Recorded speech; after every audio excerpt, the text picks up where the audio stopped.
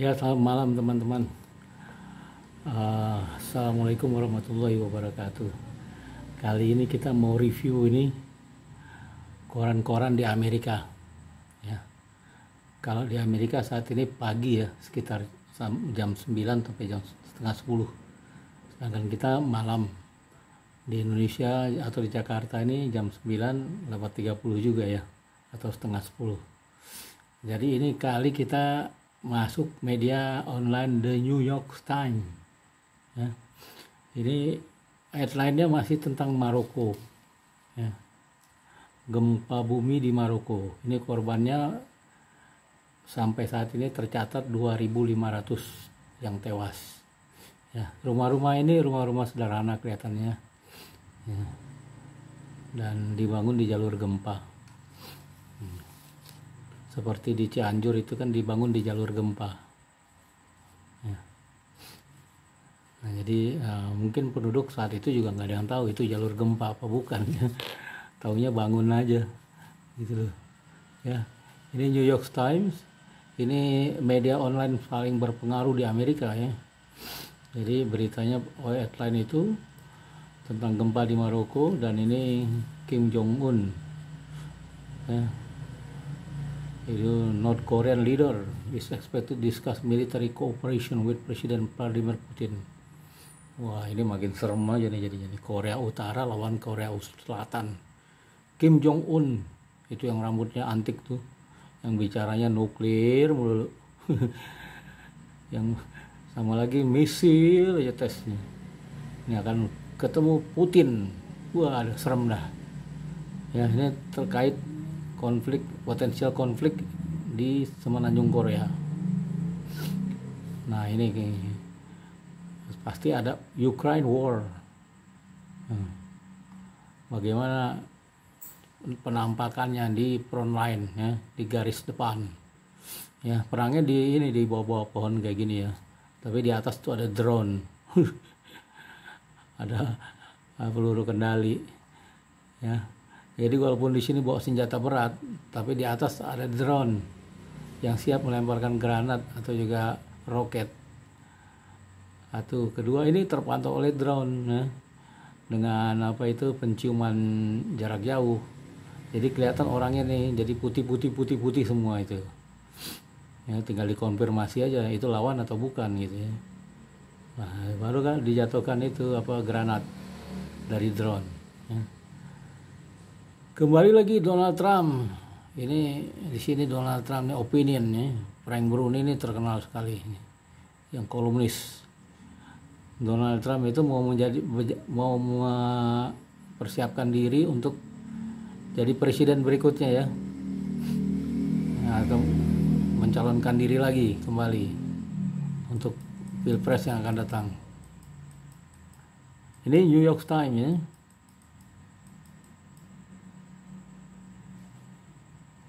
Nah, gimana ini Google antitrust trial has exposed the Microsoft case in 1998. Google antitrust itu artinya persidangan ya, persidangan tentang monopoli. Ini di Amerika nih ya. Jadi beritanya antara Bill Gates, Elon Musk, Donald Trump ya. Biden itu aja. Ukraine War, perang Ukraina ya. Oke, kita lihat selanjutnya bagaimana CNN breaking news. Nah, ini kan Donald Trump. Donald Trump itu akan ikut lagi Pilpres ya 2024 kalau salah itu bulan November. Jadi Pilpres itu di Amerika ditentukan awal-awal November, itu sesuai dengan undang-undang Amerika ya. Jadi nggak bisa maju, nggak bisa ada yang berani mundurin gitu ya. Itu udah di November, itu udah berlangsung ratusan tahun. Ya.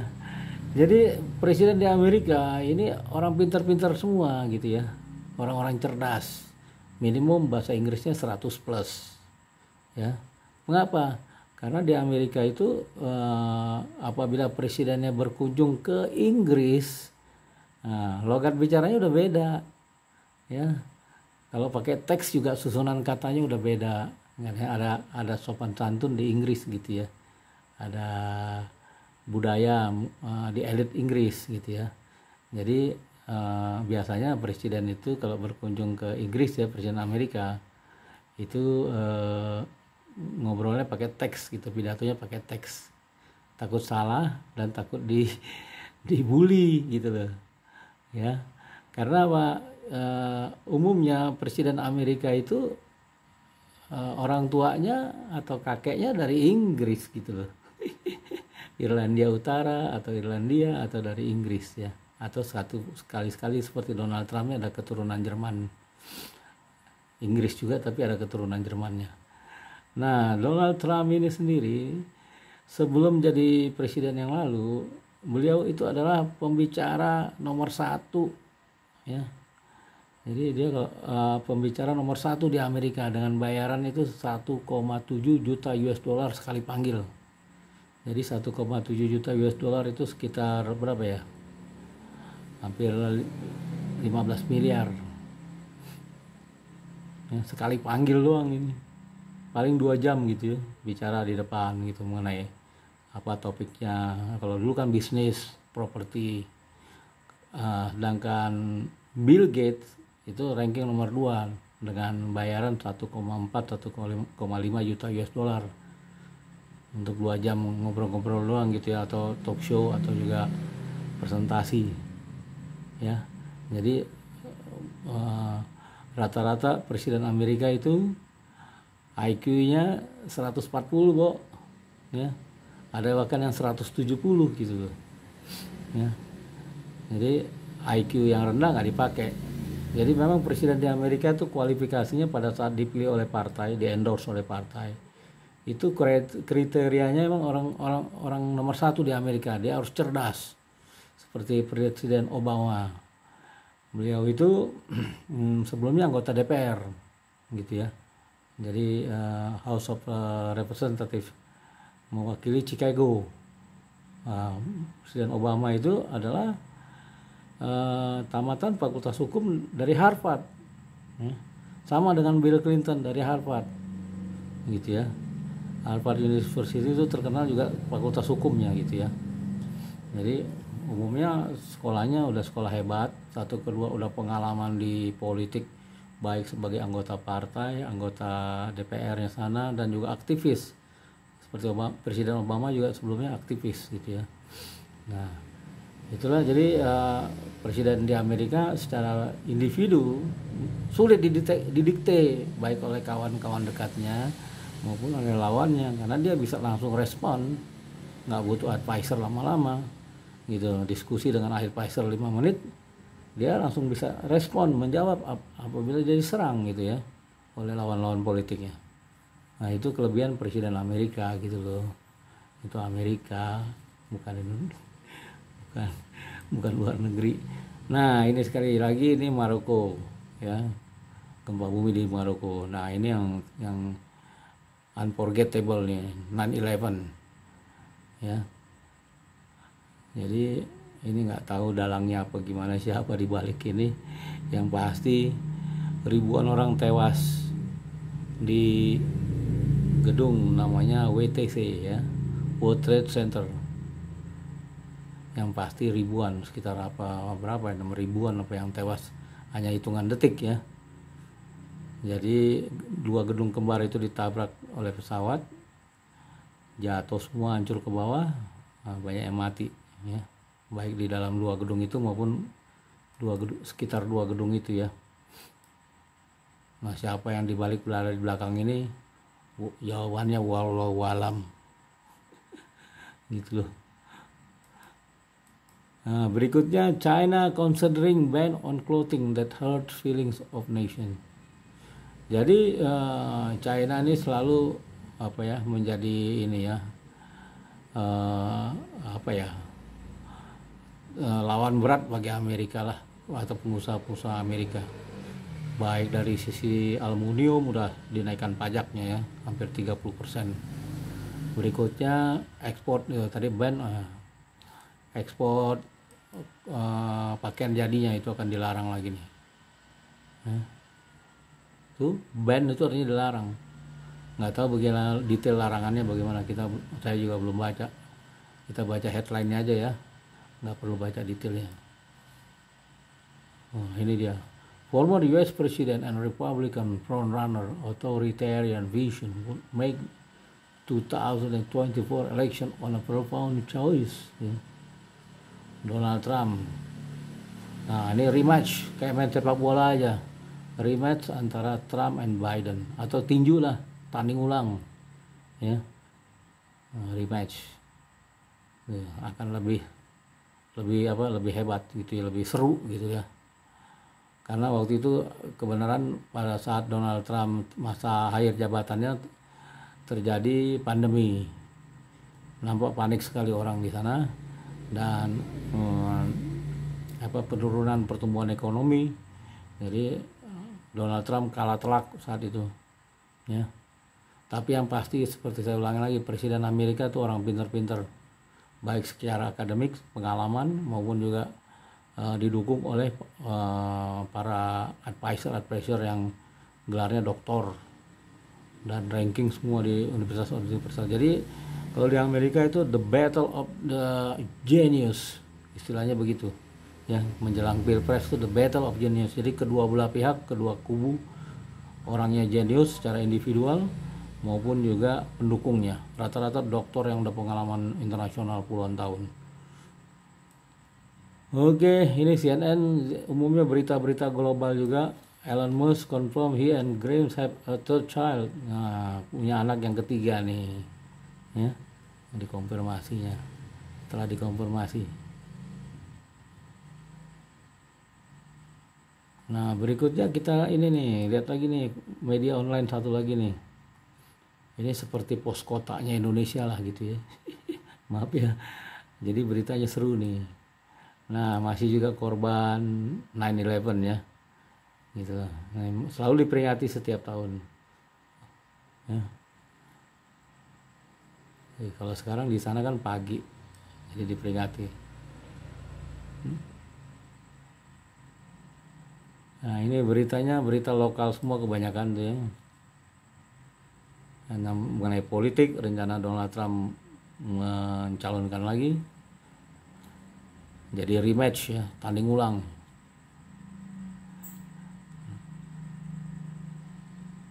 Ini ada 8 pekerja terluka karena ada ledakan di pabrik.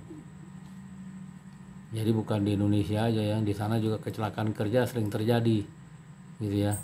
Jadi walaupun udah dikontrol ketat, tapi masih ada saja setiap hari kecelakaan kerja. Ada kucing hitam tuh. Nah, jangan-jangan kucing hitam gue tuh. Kucing hitam apa ini musuh? Oh, ini bukan kucing hitam, beruang. Nah, di Amerika ini beruang banyak sekali, nggak boleh dibunuh, dan dia kalau lapar tuh masuk ke ini perumahan-perumahan terdekat ya, gitu. Dari sekitar sini nih hutan-hutan tuh dia datang. Tapi dia nggak mengganggu manusia, dia cari makan. Kalau udah diganggu-ganggu kayak gini, dia akan lari kembali ke hutan dengan sendirinya. Dia udah terbiasa dekat sama manusia, jadi dia nggak akan ganggu, dia cuma cari makan gitu ya. Ini sering terjadi gitu ya, kecuali manusianya piknik ke hutan, ketemu serombongan ini, jadi lain ceritanya dah, bisa diserang gitu karena mengganggu habitatnya dia. Kalau dia masuk ke dalam kota ini atau pinggiran kota, dia udah terbiasa gitu. Oke, gitu aja deh, seperti pos kota di Indonesia atau juga koran lokalnya lainnya. Di sini masih ada pembunuhan yang belum terungkap, masih ada kan. Manhunt intensify as escape killer elude police. Jadi tersangka pembunuh ini menipu polisi ya, setelah ditahan menipu atau mengecoh polisi, kabur gitu loh. Nah, makanya diadakan perburuan. Jadi di Amerika itu kehidupan kejam juga di sana. kill or to be kill lah istilahnya gitu ya. Karena berbagai suku bangsa yang ada di sana, ada ASEAN ya, ada dari Hispanic itu Amerika Latin, ada dari Afrika yang itu keturunan Afrika udah dari 300 tahun lalu ya, langsung berakumulasi datang terus ya. Ada keturunan Indian udah tinggal sedikit. Nah selebihnya nih bule itu ada sekitar 75% di Amerika, dan mereka menguasai pemerintahan dan militer gitu loh. Itu bule umumnya dari Inggris, Irlandia gitu loh. Karena Amerika itu sebenarnya jajahan Inggris hampir 120 tahun jajahan Inggris ya. Gitu. Jadi tetap aja orang Amerika, bos-bos, orang-orang eksekutif Amerika, presiden, menteri itu kalau ke Inggris harus ekstra hati-hati belajar bahasa Inggrisnya atau mengucapkan kalimat bahasa Inggrisnya. Lebih baik diam daripada ngomong salah, dibully nanti. Ahli sastra Inggris kerajaan beda gitu loh, tata bahasanya beda.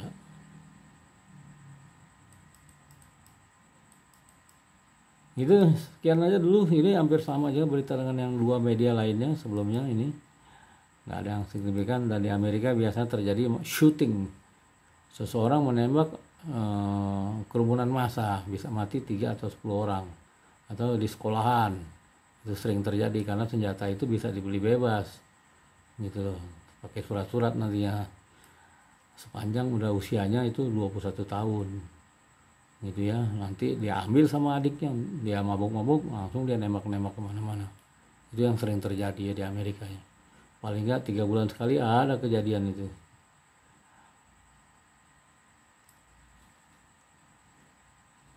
Nah, Amerika ini penduduknya sekitar 350 jutaan ya, sehingga potensi kejahatan tinggi sekali, dan juga saling gugat-menggugat di antara pengusaha itu udah sering, hampir tiap jam sekali itu ada gugat-menggugat antar pengusaha lawan profesionalnya, pekerjanya atau manajernya, itu udah melawan eksekutifnya, investor melawan fund manajernya, itu udah sering dah gugat-menggugat terus. Makanya di sana lahirlah ahli-ahli hukum ya. Oke, baik, terima kasih, selamat malam.